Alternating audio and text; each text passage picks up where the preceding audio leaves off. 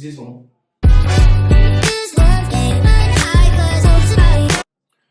Good day, guys. Welcome back to the channel. Tunde Salami here. Thank you very much for joining me. Love the support on the first video I put out. You guys were really appreciative and you were so nice about them, and I'm really grateful. Thank you for the support. On today's topic, very quickly, I just wanted to get into somewhat of a dicey and controversial topic. More often than not, I get asked by people, my friends, my business partners, students at the Tyler Academy where I teach courses. They say, what do I invest in? How do I go into investment? And the answer is always twofold. First of all, before I go into all the investment portfolios and investment advice and whatever I can give, the first thing I always say is the best investment you can make is investment in yourself, right? Because God forbid you lose everything tomorrow, the real estate, the investment portfolio, the stock market crashes. How do you start from beginning, right? And the answer is always the same.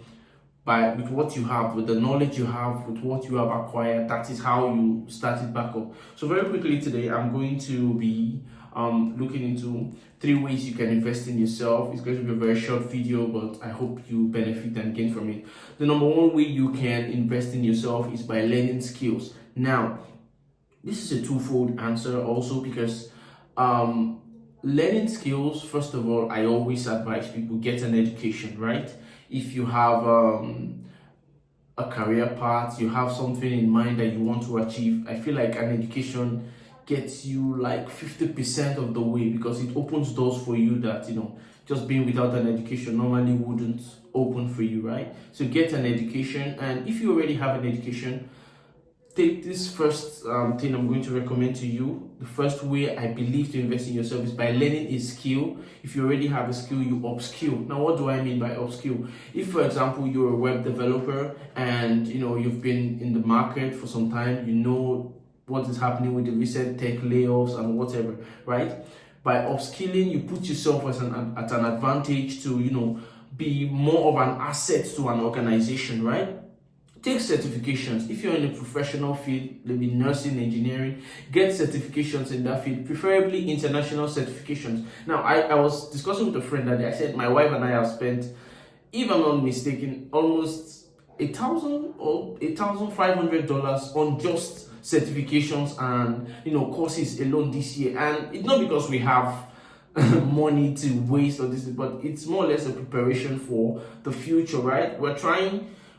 We have a place we're trying to get to, and we believe that being professionally trained, getting the certification, taking these courses is like the ultimate investment we can make that would more or less act like a vehicle to take us to that destination, right? So learning a skill, upskilling, getting certifications in a particular field, it always helps. It's the number 1 investment you can always make in yourself, because ultimately you're investing in yourself. You are your number 1 priority, and that is what you should do. That is the first thing I would always recommend to people who are willing to invest in themselves. Learn a skill. If you already have a skill, upskill, get certifications, take these courses, right? It makes no sense just idling through life on luck and just hoping that everything goes right. No, you have to be actually prepared. Take these steps, learn these skills, and I believe this is the number 1 key, or the number 1 tool to investing in yourself.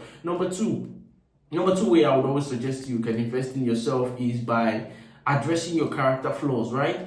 If people have complained about a certain character trait, you're not dependable, you're never on time, you're always late, you're quick to anger, you're always quick to have a reaction, I think taking the time to work on these character flaws is a great step you can make in investing in yourself, right? Nobody wants to be around people who are always uptight, who are always quick to anger, who are always pessimistic. I personally, I don't like being around pessimistic people. I tell someone, oh, I just got this, and the next thing they're saying is, are you sure it's original? People always have the wrong things to say, who always have negative things to say, right? So back to the point is, try to address as much as possible, address the character flaws that you have.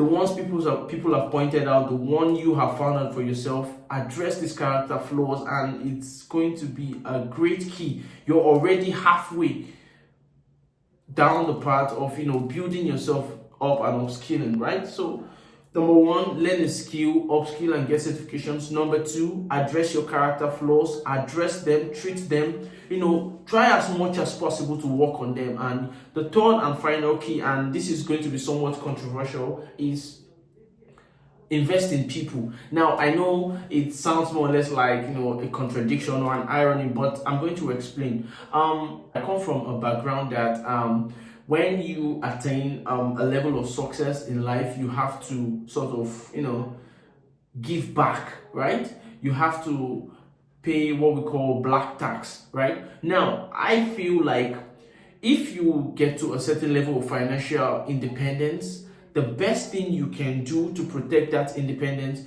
is to invest in the people around you. For example, I'm the first child of my parents, right? I'm the first child of my parents, first child in the family of 5. When I attain certain levels in life, when I attain certain levels of financial freedom, certain levels of financial independence, right, I take that time to invest in my siblings, right? Invest in my friends. What would you like to do? What do you think would be a key to achieving financial independence for you? And then I see how I can support them in that part.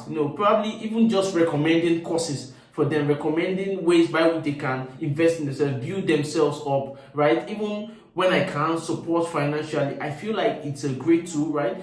When you build people up to become financially independent, when you build people up to invest in themselves, it takes more or less that burden of responsibility away from you, right? And now you've done your best, you've invested in them, and it's down left for them to just take that time, take on what you have done for them, and just build up on it, right?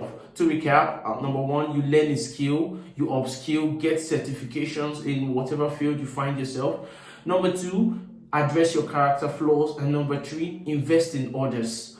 So thank you very much for watching the video. If you do enjoy it and you would like to see more videos like this, give the video a thumbs up, subscribe to the channel, and I'll see you guys in the next one. Thank you.